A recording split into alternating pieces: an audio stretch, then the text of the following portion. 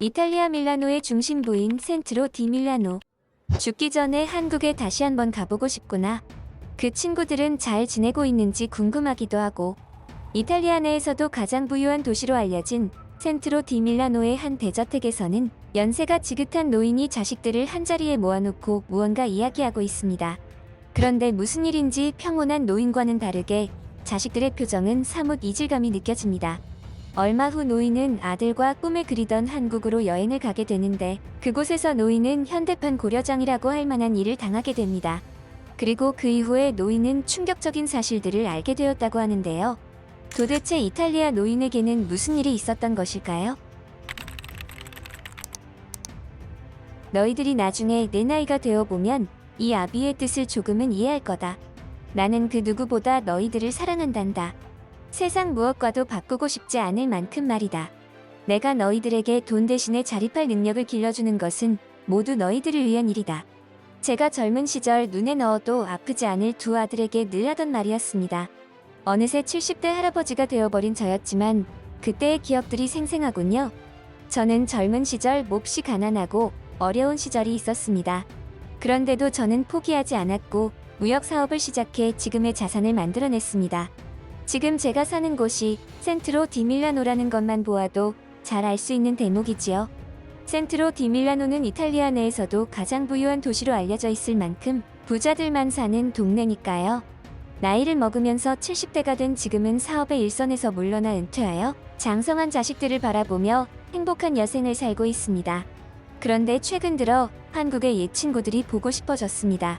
한때는 저의 사업 파트너였던 그들이었지만 워낙 이곳과 한국은 거리도 멀고 시간이 흘수록 연락이 뜸해져서 지금은 아예 연락이 두절된 상태였죠.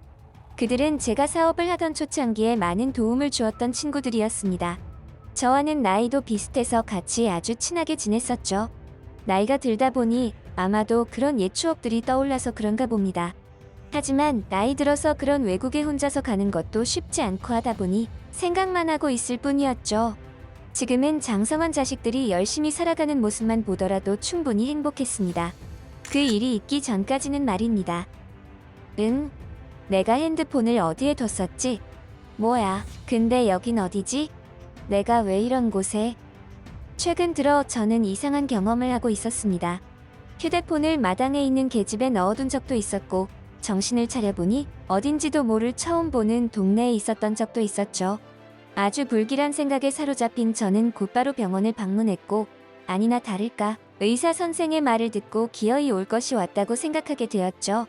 안토니오 씨, 치매입니다. 아시겠지만 치매는 뇌의 퇴행성 질환으로 현재까지 완치 방법은 없습니다.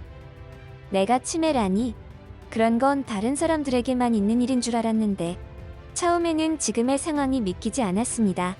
그도 그럴 것이 저는 늘 규칙적인 생활을 했고 아침에 눈을 뜨면 늘 조깅하고 운동을 게을리 하지 않았기 때문이죠. 나이만 보면 할아버지였지만 건강만큼은 자신이 있었습니다. 젊을 때 고생을 좀 하긴 했지만 다수성가한 지금은 은퇴하여 여생을 행복하게 보내려고 했는데 그야말로 청천벽력과도 같은 말이었습니다. 병원에서 치매 진단받은 그날 제가 얼마나 목숨에 집착하는 사람이었는지 알게 되었죠. 그렇게 행복하던 일상들이 더 이상 저에게 행복감을 가져다 주지 않더라고요. 자식들도 마찬가지였습니다. 의류 사업을 하는 큰아들과 보험 사업을 하는 둘째 아들이 하루하루 열심히 살아가는 모습을 옆에서 보는 일들이 그렇게 즐거울 수가 없었는데 제 몸이 성취하느니 그것도 아무 소용 없더군요. 참 인간은 이기적인 동물이구나 하는 것을 다시금 느꼈죠. 하지만 지금처럼 넋을 잃고 소중한 시간을 계속해서 낭비만 할 수는 없었습니다. 뭐라도 해야 했죠. 의사 선생도 이야기했듯 치매는 완치라는 게 없기 때문에 언젠가는 최악의 상황도 배제할 수는 없었으니까요. 그래서 저는 그 최악의 상황을 미리 대비해야 했습니다. 정신이 조금이라도 온전할 때 유언장을 작성해 놓아서 가족들의 혼란을 방지하고자 했죠. 그리고 또 한 가지 생각을 해놓은 것이 있었습니다. 10손가락 깨물어도 아프지 않은 손가락 없다고 했지만 두 아들 중에서 나에게 조금이라도 더 잘하는 자식에게 마음이 기울기 마련이죠. 그게 인간입니다. 그래서 저는 내심 두 아들을 은근히 떠보며 테스트를 해보았죠. 바쁠 텐데 너희들을 이렇게 모이라고 해서 미안하구나. 다름이 아니라 지금이 아니면 이럴 시간도 없을 것 같아서 부득 이런 결정을 하게 되었다. 얼마 전에 병원에 갔더니 글쎄 나더러 치매라고 하더구나. 치매는 완치가 안 된다고. 의사는 병원에 입원하라고 하지만 나는 지금 당장은 그러기가 싫구나. 병원에서는 지금부터 보호자가 곁에 있어야 한다고 해서 말이다. 제 말이 끝나기도 전에 첫째와 둘째는 서로 자기가 모시겠다며 나서기 시작했습니다. 저는 내심 속으로 뿌듯했습니다. 아무리 아버지라고 해도 치매 걸린 노인을 보살피는 것은 자식들이라고 해도 쉬운 일이 아니었기에 조금은 고민을 할 줄 알았거든요. 제가 자식들을 큰 사랑으로 키운 보람을 느끼는 순간이었죠. 순진하게도 저는 진심으로 그렇게 생각했었습니다. 저는 아무래도 사업을 하는 첫째가 더 여유가 있을 것으로 생각하여 첫째네 집에 들어가 생활하기로 했습니다. 그동안에는 아들들이 근무하는 사업장에 한 번씩 방문하여 일하는 모습만을 봐왔었는데 집에 방문하는 것은 처음이었습니다. 원래 이탈리아에는 자녀들이 분가하고 독립하게 되면 각자의 프라이버시를 생각하여 각자의 공간을 침범하지 않는 인식이 있었기에 더욱 그랬죠. 그렇기에 아들들이 병에 걸린 아비를 보살피겠다고 나서는 것 자체가 저에게는 큰 축복이나 다름없다고 생각했던 것입니다. 하지만 첫째의 집에 도착하여 제가 느낀 첫인상은 의외였습니다. 이 녀석이 왜 이런 곳에 사는 거지? 검소한 것도 좋지만 이건... 아들은 허름한 낡은 임대 주택의 지하에 살고 있었습니다. 큰 충격이었죠. 그동안 첫째가 사업이 꽤 잘 되고 있다는 것만 직접 들은 터라 이런 곳에서 살고 있다는 것을 전혀 몰랐거든요. 이게 어떻게 된 거냐고 사정을 물어보아도 아들은 상세한 이야기를 하지 않으려고 들었습니다. 하지만 이곳에서 생활을 하다 보니 어느 정도 사정을 파악할 수 있었죠. 첫째는 어딘가에서 전화를 자주 받았는데 처음에는 그것이 사업상의 전화인 줄 알았지만 이내 그것들이 모두 채무관계에 의한 독촉 전화라는 것을 깨달았습니다. 첫째는 현재 큰 빚을 진 상태였고 그 때문에 사업도 위태한 상태였죠. 대체 이 녀석이 왜 이 지경까지 된 거야? 게다가 이런 상황이 될 때까지 나한테는 왜 일절 말을 하지 않은 거지? 저는 궁금한 점이 많았지만 시시콜콜 이런 모든 상황을 첫째에게 물어볼 수는 없었습니다. 하루는 아들에게 조금이나마 도움을 줄까 싶어서 집에서 식사하며 이야기를 꺼냈죠. 왜 이렇게 된 것이냐? 왜 나한테 일절 언급하지 않은 것이냐? 하는 이야기들을요. 그러자 첫째는 솔직하게 이야기하기 시작했고 자금을 지원해 줄 수 있느냐는 말을 해왔습니다. 물론 지금 상황에 제가 돈을 지원해주면 당장의 급한 불은 끌 수 있겠지만 결국 자신이 그런 해결 능력이 없는 상태라면 나중에 또 이런 일이 없으리라고는 장담하지 못했기에 단칼에 거절했죠. 직접적으로 돈을 지원해주는 방식이 아닌 이런 일이 왜 일어났는지 그리고 앞으로 그런 일을 어떻게 예방해야 하는지 지금의 상황을 어떻게 해결해야 하는지에 대한 것들을 알려주고 싶었습니다. 그리고 그런 이야기들을 첫째에게 잘 알아듣게끔 이야기했죠. 하지만 그것이 첫째에게는 서운하게 생각이 되었던 것일까요? 뜬금없이 첫째는 저에게 화를 내기 시작했습니다. 아버지, 솔직히 말씀드려서 아버지가 지금까지 저한테 해준 게 뭐가 있으세요? 제가 지금 이렇게 힘든 상황인데도 아버지는 한 푼도 줄 생각이 없으시잖아요. 아버지 돌아가시면 아버지 재산들 전부 다 짊어지고 가실 거예요. 왜 그렇게 욕심이 많으세요? 그냥 아들 한번 도와주실 수는 없으세요? 그래도 우리 집안의 첫째라는 놈이 한다는 생각이 이런 꼬락선이라니. 저는 한심해서 혀를 끌끌 찼죠. 크게 실망했습니다. 이런 상태라면 제가 어떤 도움을 주더라도 받아들일 준비가 되지 않은 것이라 생각했죠. 그래서 저는 그 길로 첫째의 집을 나왔습니다. 아무리 치매에 걸린 노인일지라도 무에서 시작하여 지금의 부를 이룩해낸 나름의 성공 저력이 있는 사람이 저였습니다. 그런 소리를 듣고도 그 집에 머무를 수는 없었죠. 어쩌면 제가 너무 아들들을 오냐오냐 키웠는지도 모르겠습니다.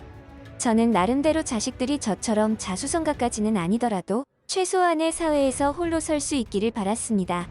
그래서 저만의 철칙을 지키면서 자식들을 키웠죠.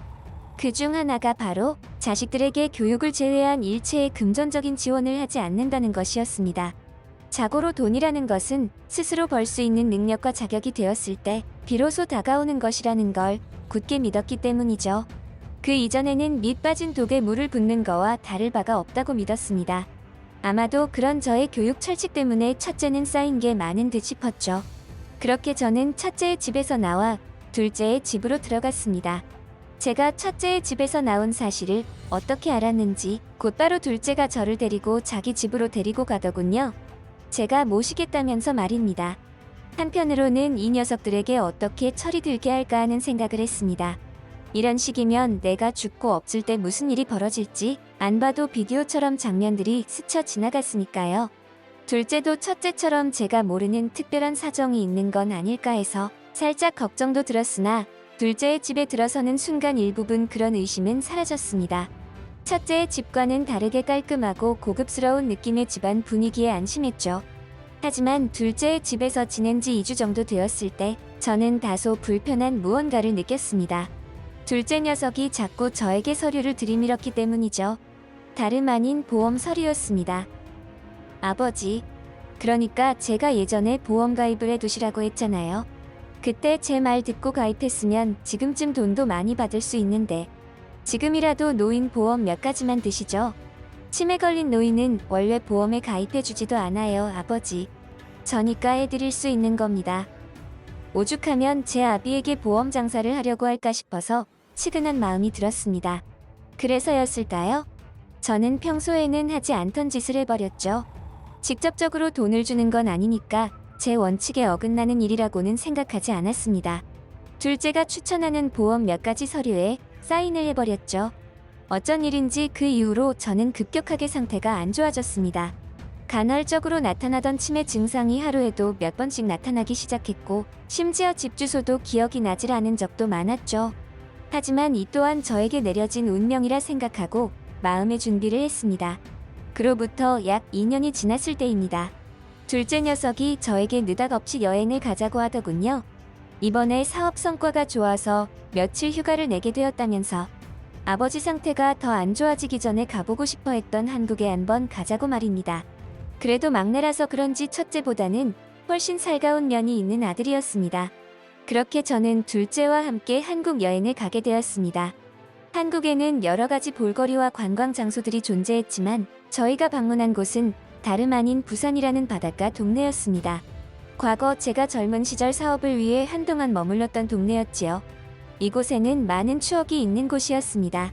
저는 이곳에 도착하자마자 신이 나서 둘째를 데리고 이곳저곳을 탐방하며 과거 나의 젊은 시절에 대해서 열심히 이야기했습니다.